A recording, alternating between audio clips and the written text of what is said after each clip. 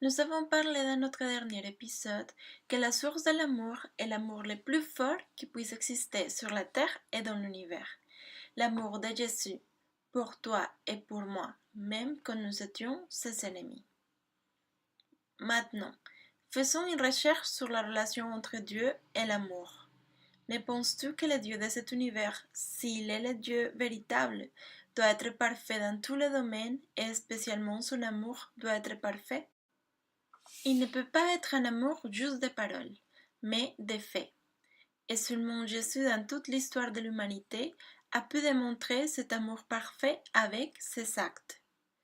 Cela te dit quelque chose de plus sur Jésus? Nous avons dit que seulement Dieu a cette caractéristique d'aimer parfaitement.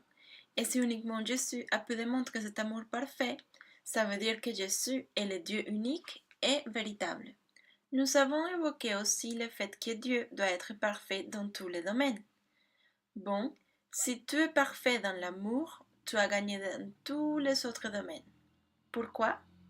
Parce qu'il n'y a rien de plus excellent et parfait dans l'univers que l'amour.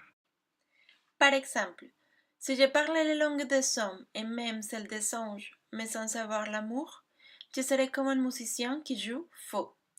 Si j'avais des prophéties et si je connaissais tous les secrets et si je possédais toute la connaissance, si j'avais même dans toute sa plénitude la foi jusqu'à transporter les montagnes, sans l'amour, je ne serais rien. Si même je sacrifiais tous mes biens et jusqu'à ma vie pour aider les autres au point de pouvoir m'en vanter, sans l'amour, cela ne me servirait de rien.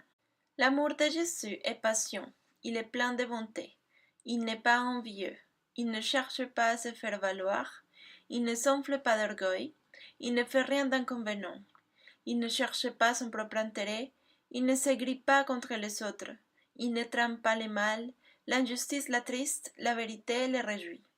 En toute occasion, il pardonne, il fait confiance, il espère, il persévère.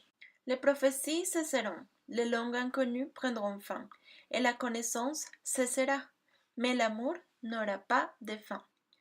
Nous sommes arrivés à notre rencontre face à face avec l'amour, un amour parfait, qui est une caractéristique unique de Dieu.